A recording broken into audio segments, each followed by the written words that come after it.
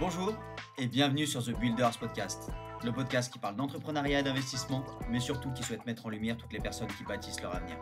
Nous sommes Jérémy et Manu, entrepreneurs et investisseurs, et après avoir rencontré des personnes tout aussi inspirantes les unes que les autres, nous avons décidé de leur donner la parole.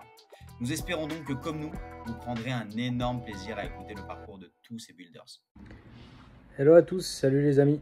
Bon, petit format un petit peu différent de ce qu'on a l'habitude de faire avec Manu. Aujourd'hui, je voulais revenir sur le vendredi 11 octobre que j'ai passé, qui a été une journée plutôt difficile. Souvent sur les réseaux, on vous montre que les bonnes choses de l'entrepreneuriat, toutes les réussites, tout ce qui est bien fait, tout ce qui fonctionne. Aussi, pour moi, c'est pareil pour l'immobilier. Beaucoup, quand vous vous connectez sur Instagram, sur TikTok ou sur Facebook, les personnes vont vous montrer tout ce qui réussissent de bien. Il y a d'autres facettes, malheureusement. Il y a aussi les petites erreurs qu'on peut faire, les petits désagréments qu'on peut avoir, notamment en location courte durée. L'idée, c'était de vous faire un petit résumé de ma journée. En fait, je me pose la question de plus en plus à faire des formats de ce genre, à faire des formats où en fait on se filme beaucoup plus au quotidien avec Manu. Alors c'est un peu en dehors de ce qu'on a l'habitude de faire. On n'est pas trop réseaux sociaux, hormis pour mettre des conneries. Et là, en fait, l'idée, ça serait de filmer un petit peu plus notre vie d'entrepreneur pour partager tout ça, que ce soit nos réussites comme nos échecs. Là, du coup, on va revenir sur ma journée du vendredi. Petit réveil naturel, 6h du mat. Je suis quelqu'un qui vit sans réveil. Je me réveille quand mon corps a décidé que j'avais assez dormi. Donc, réveil 6h du mat, je prends mon téléphone. Alors, pendant un temps, je voulais mettre ma petite morning routine où le matin, je me réveillais, je ne prenais pas mon téléphone, j'allais faire du sport et en fait, c'est pas pour moi. Je m'en suis rendu compte, j'en ai discuté avec Alexis et au final, c'est pas pour moi. Donc, moi, le matin, je suis plutôt prendre le temps de déjeuner. Ce matin, par exemple, j'ai réussi à faire du sport. J'ai fait 40 minutes de vélo. Mais voilà, ça va dépendre des jours, donc je ne m'impose pas de routine là-dessus. Je prends le temps de déjeuner, de me préparer. Et puis, c'est déjà ma routine qui va bien.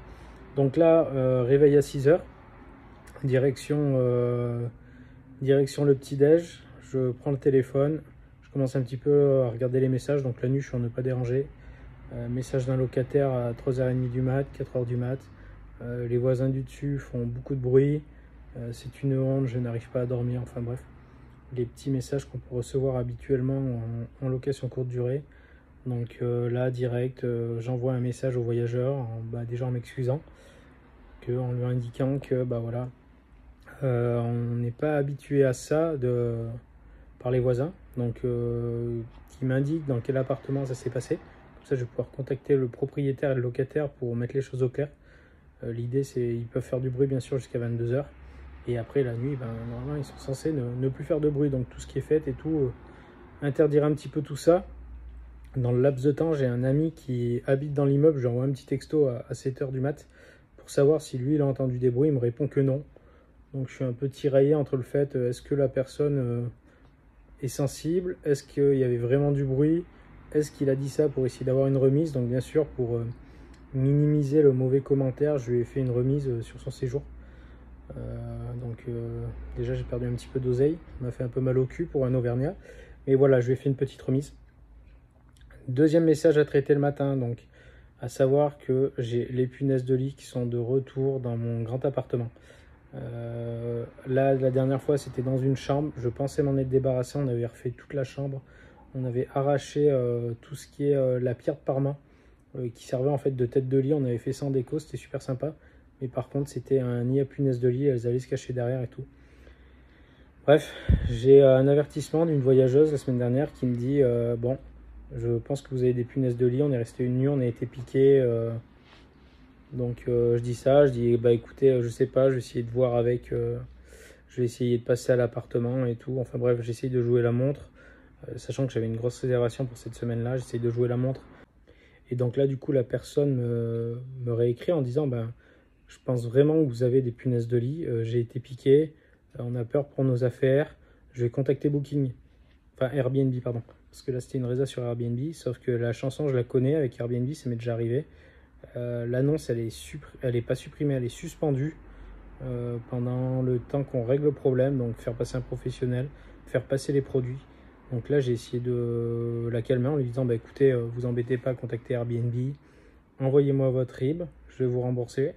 Donc là, il y en avait pour un petit peu plus de 200 balles, sachant que j'ai remboursé les frais Airbnb plus le ménage. Donc là, ça m'a fait vomir, mais l'idée c'était d'éviter le blocage de l'annonce.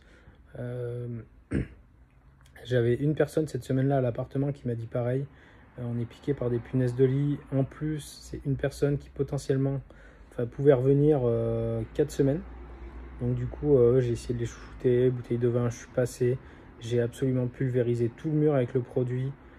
Bref, ça n'y a rien fait. Le soir même, les punaises étaient ressorties. Donc je lui ai dit, bah écoutez, j'ai une solution.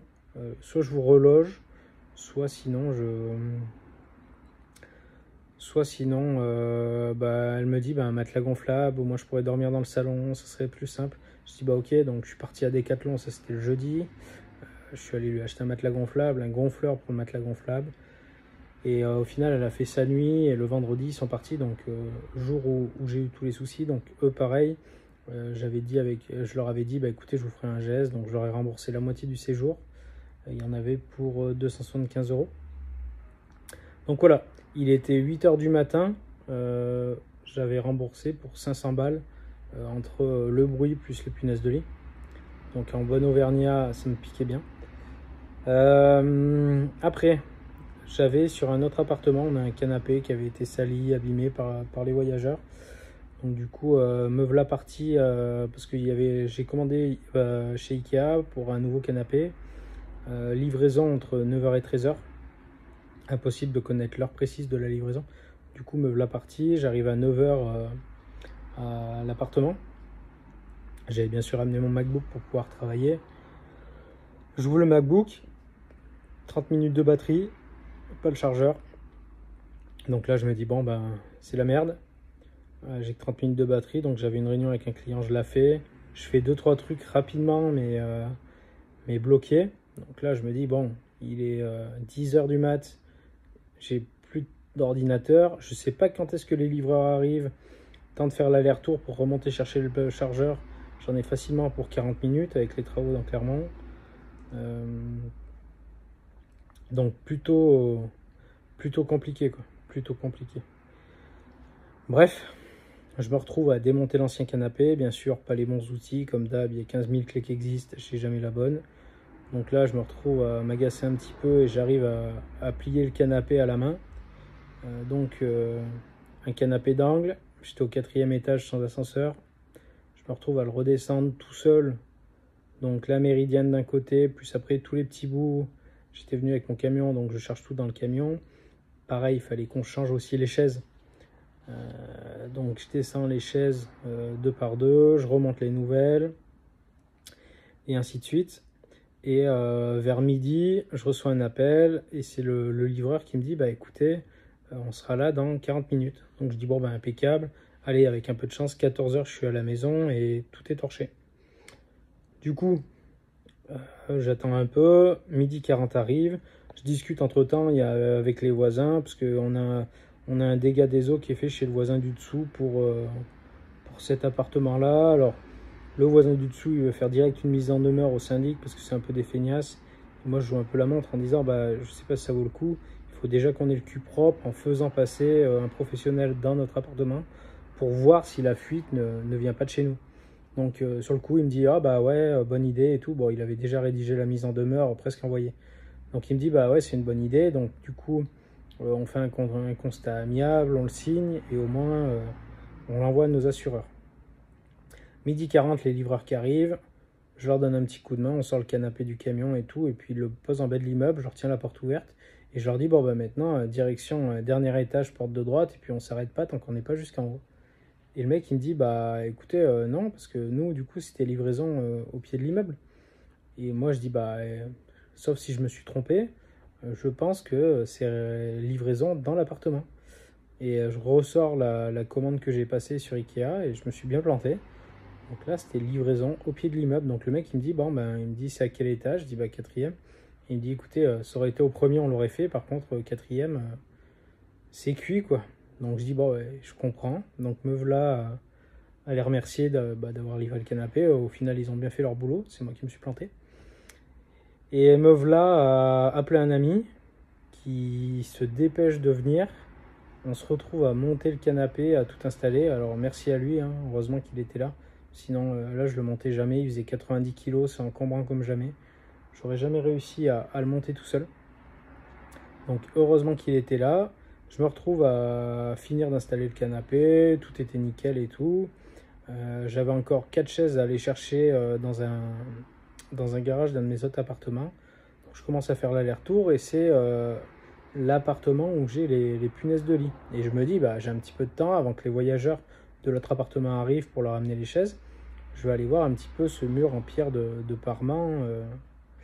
Puis je vais aller voir un petit peu ce qui se passe derrière, quoi. Donc me voilà parti à arracher la pierre de parement. Et là derrière, c'était le Club Med pour les punaises de lit. Il y en avait de partout. Alors bien sûr, j'avais du produit. J'ai dû passer à peu près 1,5 litre de produit pour les pulvériser. Alors le produit, il est efficace, hein. Dès qu'elles sont touchées par le produit, ça claque direct. Mais voilà, du coup, j'ai enlevé tout le parement, j'ai tout pulvérisé. Donc il va falloir que j'y retourne cette semaine pour pouvoir enlever le parement. J'ai l'artisan qui vient pour me refaire les murs. Je vais faire la 3e chambre aussi, tant qu'à faire. On va enlever le parement. On va en enlever de partout parce que là, je n'en peux plus. J'en peux plus. Ça fait 1 an et demi que la petite sauterie dure. Je pense que je suis passé avec des professionnels. J'en ai lâché pour plus de 3000 €. Je suis passé avec 3 ou 4 sociétés différentes qui à chaque fois m'ont dit non mais vous en faites pas, ceux d'avant c'était des charlatans, avec nous ça a marché. Et au final c'est toujours pareil. Et la seule chose qu'ils sont capables de dire derrière, c'est, vous savez, la punaise de lit, elle s'adapte au traitement qu'on leur donne. Et je dis mais en fait c'est pas mon problème. Je dis s'il faut vous les chercher au lance-flamme, mais moi je veux des résultats. Ouais mais on peut pas s'engager sur des résultats et tout. Enfin bref, ça c'est un casse-tête sans nom. Et au final, j'ai récupéré après mes chaises dans le garage, après avoir pulvérisé les punaises de lit. Je suis remonté à l'appartement. Puis voilà, quoi. Et je suis rentré chez moi, il était 17 h. Et d'ailleurs, ça me fait penser, j'ai oublié. Donc le matin, quand j'avais encore un peu de batterie sur le MacBook, j'ai fait mon devoir de citoyen français. J'ai payé les taxes foncières pour mes appartements en nom propre. Chaque fois, j'en ai eu pour à peu près plus de 5000 €. Ce qui fait une petite douille, je vous le cache pas. Et en redescendant au camion, en entendant mon collègue, j'ai vu que j'avais pris un petit PV. Je n'avais pas payé le stationnement, 35 balles. D'habitude, il passe jamais dans la rue. Je me suis dit, bon, là, c'était les 5000, ne devaient pas suffire. Donc, il y a eu la petite prime supplémentaire de 35 €. Donc, voilà. Tout ça pour dire que le Jérémy d'avant, il aurait peut-être craqué. Je pense que j'aurais craqué dès le matin. 500 balles de remboursement. J'aurais envoyé chez les livreurs. Je ne sais pas si j'y serais allé.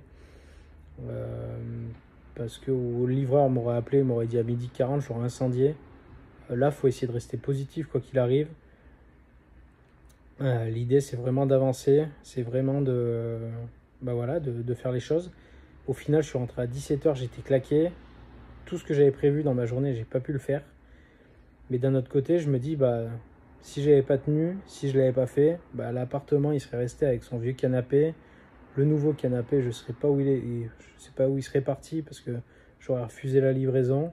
Enfin, c'était encore redécalé, alors que là, au final, on a résolu des problèmes. Du coup, j'avais des gens qui devaient arriver le soir dans l'appartement où j'avais les punaises de lit. J'ai pu les reloger dans l'autre appartement qui est aussi un 3 chambres. D'un côté, je me dis, j'ai un peu persévéré et j'en suis plutôt bien content. Donc voilà, si vous faites de l'immobilier, de l'entrepreneuriat, on a tous nos difficultés, on a tous nos petits soucis. Mais rappelez-vous que c'est un marathon, qu'on n'est pas là pour faire un coup 1 mois, 2 mois ou 3 mois. On s'inscrit vraiment dans la durée, on essaye de faire en sorte que ça marche tout le temps. Donc voilà, les petites actions du quotidien font les grandes réussites. Sur ce, je vous souhaite une belle soirée et puis au prochain podcast. Ciao les amis.